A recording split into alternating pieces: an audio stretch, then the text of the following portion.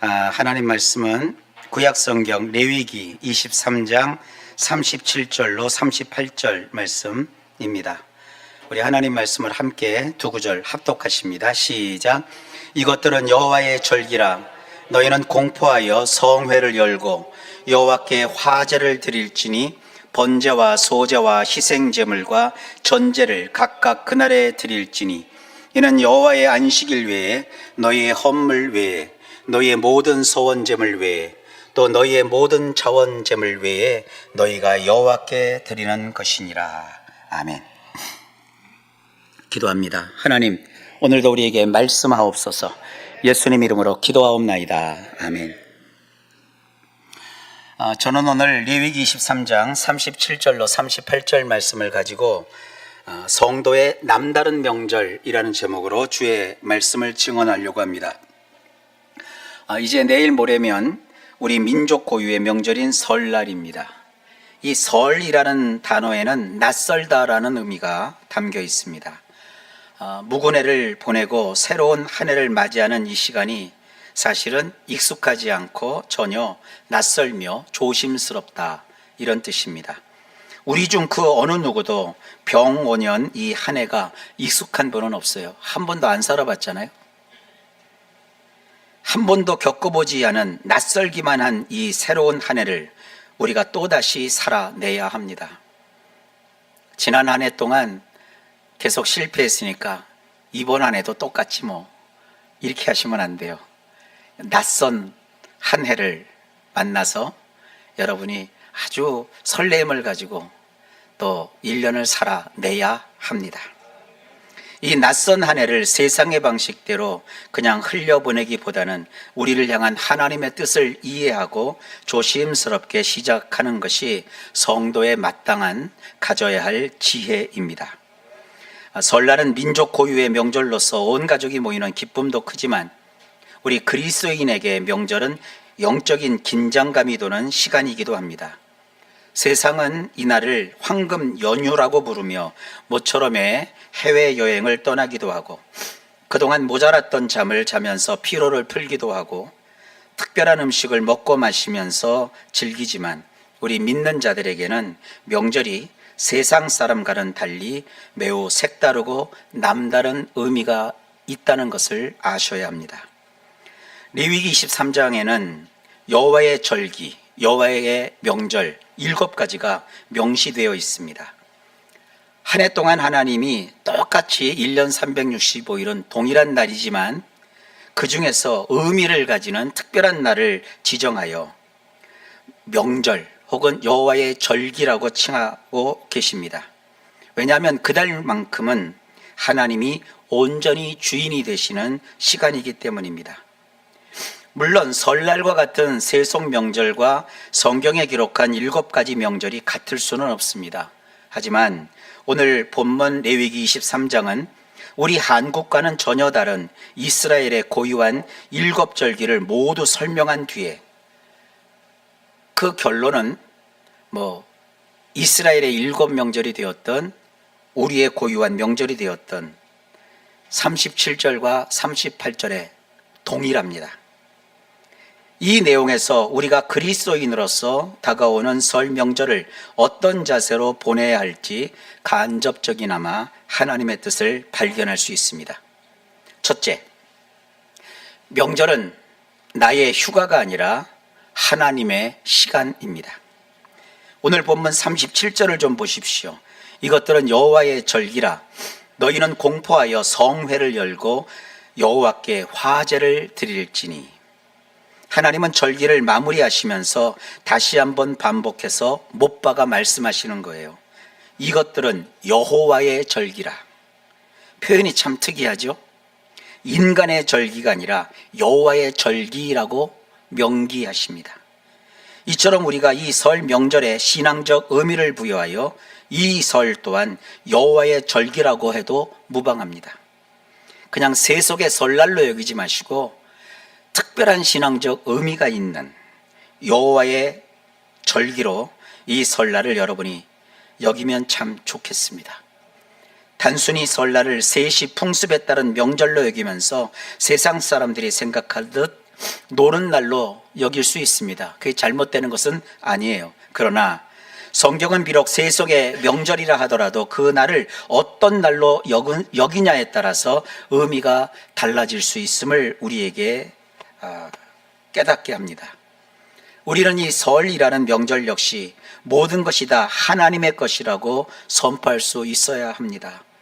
설날 명절을 구약의 7절기처럼 하나님께서 구별하여 정하신 날로 여긴다면 이 설날은 주인이 내가 아니라 하나님이 됩니다. 하나님은 우리가 거룩하게 이렇게 구별한 명절에 성회를 열라고 말씀하십니다. 가정에서의 모임을 거룩한 모임으로 만들라는 뜻입니다. 이를 위해서 저희 교회는 명절이 되면 이 설날과 또 한가위 때 가정에서 예배를 드린 예배문을 준비해서 제공해 드리고 있지 않습니까? 사랑하는 성도 여러분, 이번 설 명절 가족들이 모인 자리가 단순히 먹고 마시는 자리가 아니라 하나님이 함께 동참하시는 거룩한 성회의 자리가 된다면 가정적으로 개인적으로 이 얼마나 큰 축복이겠습니까? 오손도손 온 가족이 모인 그 자리가 하나님을 기억하는 작은 거룩한 모임, 가정에서 모이는 성회가 된다면 그 가정은 얼마나 복됩니까?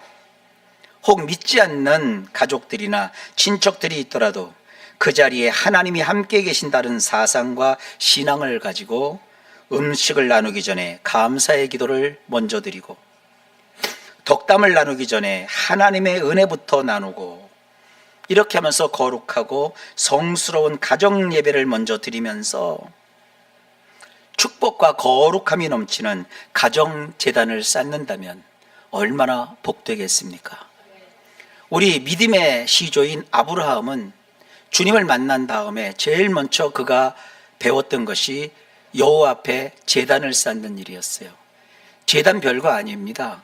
우리는 제단보다 더 좋은 밥상이 있고 식탁이 있잖아요. 아브라함은 이동 생활을 했어요. 베두인족처럼 텐트 생활을 했다고요. 텐트를 옮길 때마다, 장소를 옮길 때마다 여호와께 제단을 쌓았어요.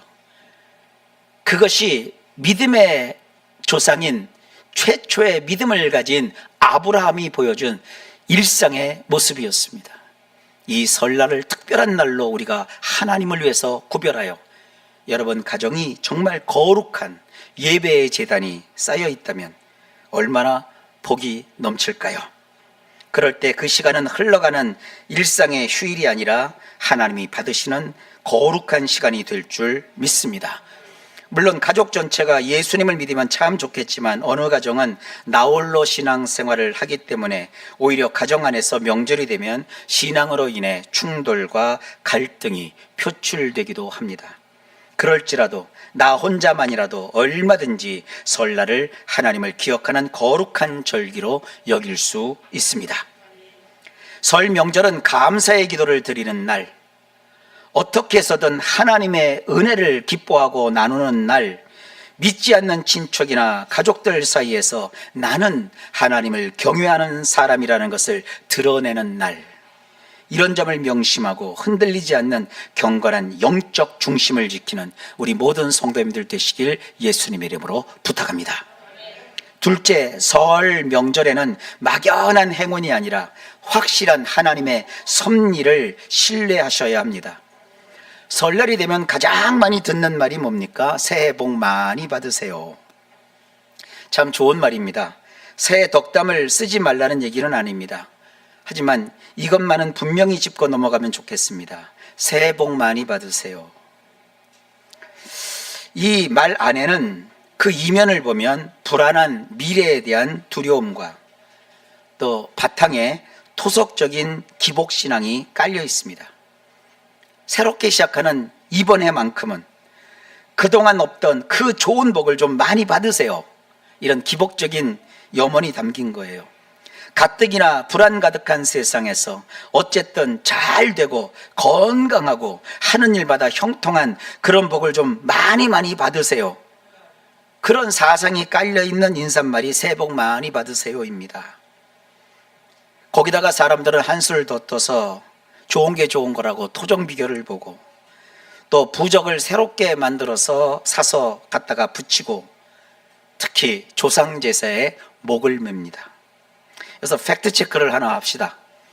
많은 분이 오해하는 사실이 하나 있어요. 조상에게 제사를 지내는 것이 우리 한민족의 반만년의 유구한 전통이고 미풍양속인 효라고 생각을 합니다. 제사하고 효는 전혀 상관이 없습니다. 역사적으로 살펴보면 사실 조상제사는 하등의 우리 한민족의 전통적인 풍습과 관계가 없어요. 고조선은 물론이거니와 삼국시대, 그리고 통일신라시대, 고려시대, 심지어 조선시대 중반까지만 해도 일반인들 사이에 조상에게 제사 지내는 풍습은 아예 존재하지 않았습니다. 이 조상제사는 중국에서 들어온 성리학이 조선 후기에 와서 사회적으로 민간에 강제되면서 자리를 잡은 것일 뿐 결코 우리 민족 고유의 전통 문화가 아닙니다. 그냥 미신이고 무속에 지나지 않는 종교 행위입니다. 이걸 잘 모르니까 자꾸 이 예수 믿는 사람하고 가정에서 제사 지내는 거고 부닥쳐요.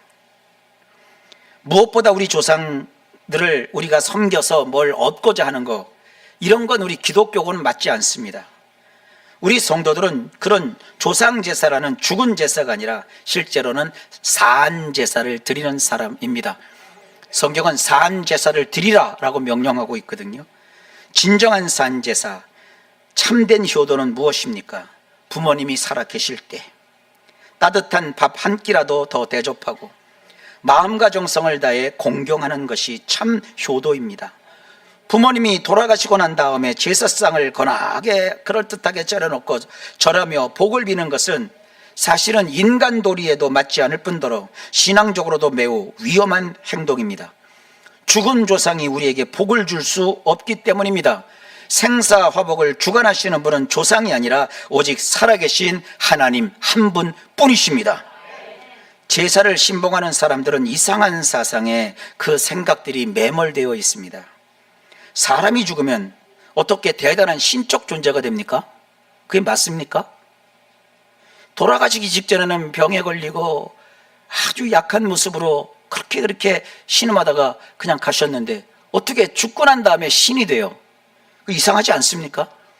더군다나 묘자리를 잘 쓰면 집안이 잘 된대요. 제사를 잘 모셔야 큰 복을 받는데요.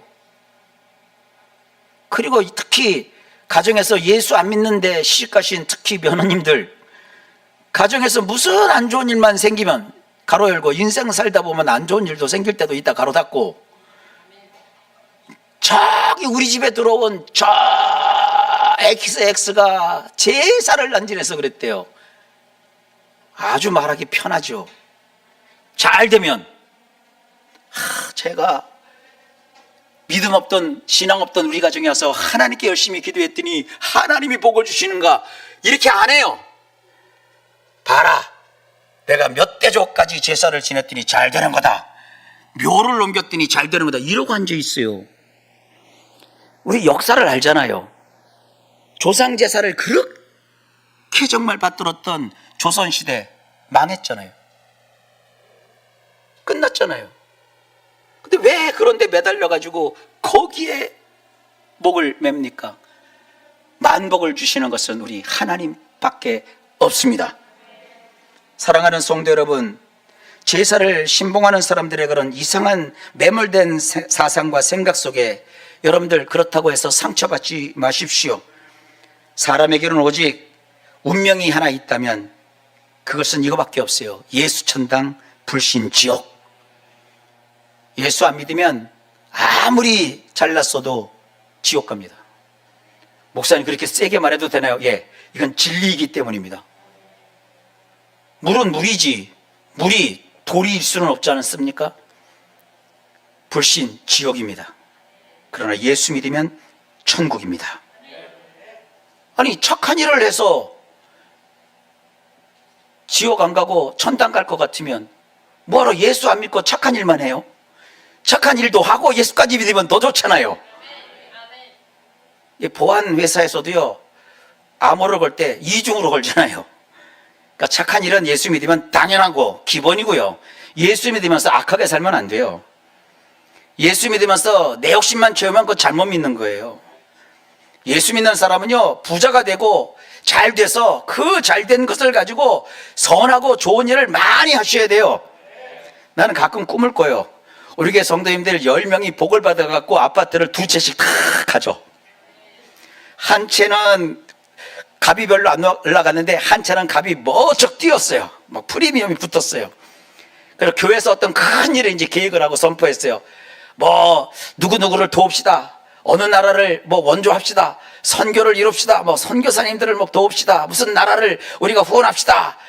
그럴 때 하나님께 여러분의 그 온갖 것을 다 드립시다 했을 때 2채 중에 제일 프리미엄 없는 것은 내가 쓰고 프리미엄 잔뜩 올라간 것은 팔아서 10사람만 헌금하면 그게 수십억 수백억이 되는 거예요.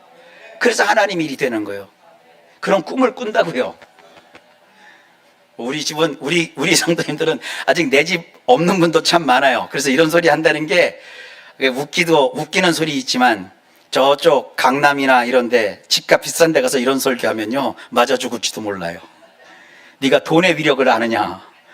돈이 없는 사람은 돈을 함부로 얘기하지만 돈이 많은 사람은 이론도 아껴요. 제가 그런 걸 여러 번 봤어요. 진짜 돈 많은 사람들이 무서워요. 그 잔돈, 푼돈 얼마나 발발발발 떠는지 몰라요. 혹시 여러분 자녀가 이론 한 푼을 막 아까워하면 걔는 잘 될성 싶은 나무요. 근데 막 한탕 이러면 안 돼요. 그런 인생 한탕은 없어요. 아끼고 정말 돈을 사랑하지 않고 돈을 공부하고 돈을 관리하고 이익과 손실이 항상 있다는 것을 우리가 부기를 내보면 좌변과 대변이 있다고요. 그래서 이익과 손실을 잘 조절할 줄 알고 이런 삶의 지혜를 가지고 효과적인 투자의 방식을 깨닫고 어떻게 하면 조금 더 효율적으로 내가 이 돈을 잘 운영할 수 있을까 이렇게 하면서 살아가는 자녀들이 되면 하나님이 그 자녀들에게 하늘을 확 열고 엄청나게 10에 10조를 할 수 있을 그런 물질의 복도 주실 줄 믿습니다. 사람이 통부터 커야 큰 일을 하지 속은 얼마나 이렇게 막 간장 종지보다도 작으면서 큰 일을 기대할 수는 없잖아요. 그런 게 싫으면 그냥 평범하게 사는 게 제일 좋아요. 제가 항상 기도하는 게 있잖아요. 자본주의 사회에 삽니다. 어쨌든 이스라엘 백성들은 출애굽하여 40년간 하나님의 은혜로 광야길을 지나가야 되는데 먹고 살아야 되잖아요. 근데 그들이 농사를 지을 수가 없어요. 인간이 농사 지을 수 없을 때는 하나님이 대신 양식을 공급해 주시는 거예요. 왜? 하나님은 죽은 신이 아니라 살아계신 하나님이기 때문에. 인간이 먹고 살도록 그런 체제로 시스템으로 만드신 게 하나님이에요. 그러니까 그들에게 먹을 것이 필요한 것 하나님이 아셨어요. 그래서 신비한 방법으로 출애굽한 그 한 400만 명이 넘는 어마어마한 400만 명의 인구면 대전, 천안, 아마 충청, 남북도 인구를 다 합쳐야 뭐 그 정도 될까 말까 할 거예요. 그 어마어마한 인구를 요즘식으로 말하면 삼시세끼를 다 배불리게 먹여주셨거든요. 대개 이런 방식이었어요. 새벽에 이슬처럼 하나님이 만나라고 하는 탄수화물을 공급해 주셨어요. 그리고 그들에게 고기가 필요하면 새들을 날려 보내주셔서 참 새는 편리해요. 이게 소나 양이나 이 염소는요 걸어 다니니까 속도가 늦어. 소 한 마리가 여기 오려면 산을 넘고 물을 건너야 되는데 새는 그냥 날라오잖아요. 때로 날라오잖아요. 메추라기 떼를 보내셔서 그들이 뭐 새를 잡으려고 애쓸 필요도 없어. 텐트에서 나와서 손만 내밀면 다 새가 잡히는 위치까지 새를 낮게 날게 하셔서 아주 그냥 배불리 먹여주시는 방식으로 40년간 채워주셨어요. 그리고 애굽에서 나올 때 여러분 밥만 먹고 못 살죠. 군것질도 해야 되잖아. 간식도 있어야 되잖아요. 간식을 사 먹을 수 있도록 금도 은도 재화를 바꿀 수 있는 여러 물품도 하나님이 애굽에서 나올 때 가지고 나오게 하셨어요. 그래서 가는 곳에 시장이 있거나 상권이 형성되어 있으면 그곳에서 백성들이 가서 필요한 물품을 또 사서 공급받을 수 있는 방식으로 이스라엘 사람들을 40년간 살게 해주셨어요. 이것이 하나님이 배설하신 자본주의의 원리예요. 그때 아주 기가 막힌 단어가 하나 있잖아요. 만나를 주실 때, 만나는 내일치 만나는 오늘 못 거둬요. 오늘 만나는 오늘만 걷어서 오늘 먹고 끝내야 돼요. 왜냐? 내일은 또 내일이니까. 그래서 내일 일은 걱정할 필요도 없어요. 내일 일은 하나님이 그들을 40년 동안 날마다 채워주시기 때문에.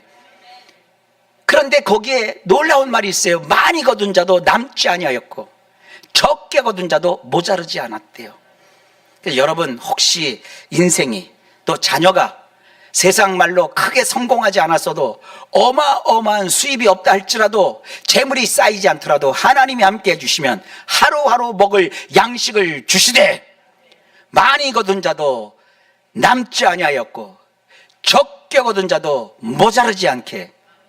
많이 거둔 자는 남지 않는 게 아니라 남은 것은 다 썩어서 없어져 버리거든요. 그러니까 많이 거둔 사람은 오늘 이만큼 남았네? 저기 보니까 조금밖에 못 거뒀어. 거기 주면 보충이 되고 평균이 되잖아요. 그러니까 그렇게 자본주의 사회에서 살아가도록 역사하실 거라고요. 그러니까 예수 믿는 사람들은 이렇게 채워주시는 하나님의 은혜가 있음을 알고 세상 살아갈 때 무슨 귀신에게 빌어야 된다, 부적을 어떻게 해야 된다, 무슨 운수를 맡겨야 된다, 이렇게 살지 말라 이거예요. 오직 살아가는 것은 하나님의 은혜입니다. 제사상 앞에서 머리 조아리는 대신에 살아계신 부모님을 살아계실 때 찾아뵙고 손을 잡아드리는 진짜 효도를 다 하시기를 바랍니다. 그리고 우리 가정을 붙들고 계시는 하나님의 변함없는 섭리를 신뢰하며 하나님의 은혜가 함께 하시길 바랍니다 라는 확신에 찬 축복을 나누시기 바랍니다. 그래서 오늘 예배 마치고 갈 때 여러분들 새해 복 많이 받으세요. 플러스 하나님의 은혜가 함께 하시기를 바랍니다 까지 인사를 마무리하시길 주 이름으로 축복합니다. 한번 연습해 볼까요? 새해 복 많이 받으세요. 그리고 하나님 은혜가 함께 하시길 바랍니다. 네, 그걸로 사시면 돼요. 셋째, 삶으로 드리는 배려와 헌신이 있는 명절이셔야 합니다. 오늘 본문 38절을 유의 깊게 살펴보십시오.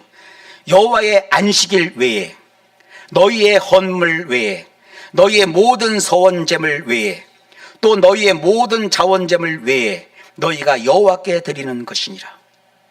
명절은 맨날 하던 안식일, 헌물, 모든 서원제물, 모든 자원제물을 안 하고 안 하는 게 아니라 그것 외에 더 여호와께 드리는 날이다 이거예요.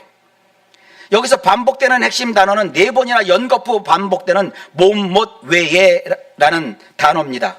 특별한 절기라고 해서 평소에 드려야 될 헌신, 안식일, 우리에게는 주일이죠.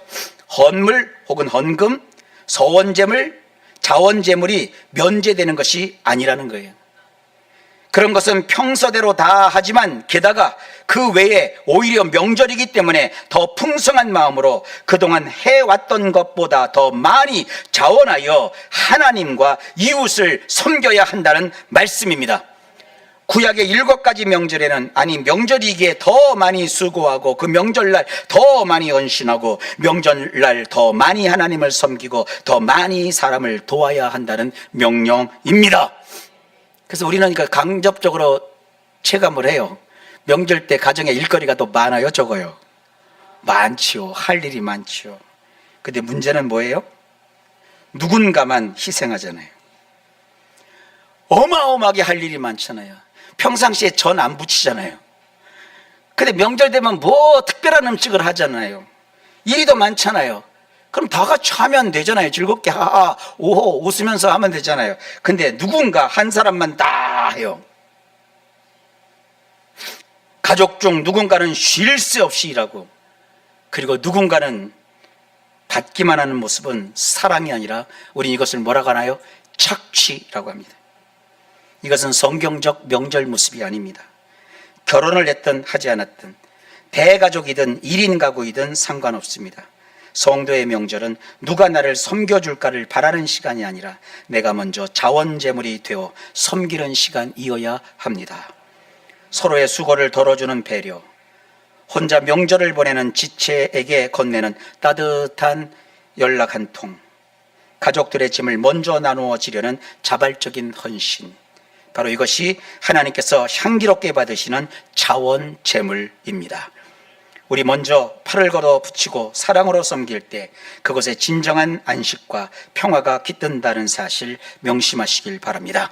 세상은 명절을 즐기는 날로 여기지만 성도는 명절을 거룩하게 구별한 날로 삼습니다. 이번 설 명절 거짓된 전통, 기복신앙을 따르지 마시고요, 오히려 살아계신 부모님께 효를 다하고 하나님께 더 많이 예배하고 가족과 이웃을 향해 섬세한 배려와 섬김을 실천하시기를 부탁드립니다. 그래서 세상과는 확연히 다른 남다른 성도의 품격이 있는 복된 명절 보내시기를 예수님의 이름으로 축원합니다. 기도합시다.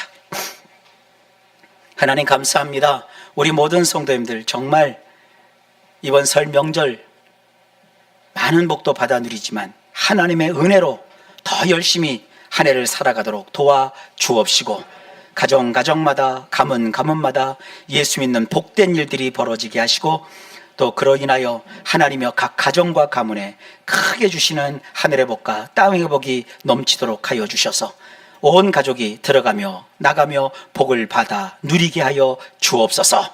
예수님 이름으로 간절히 기도하옵나이다. 아멘.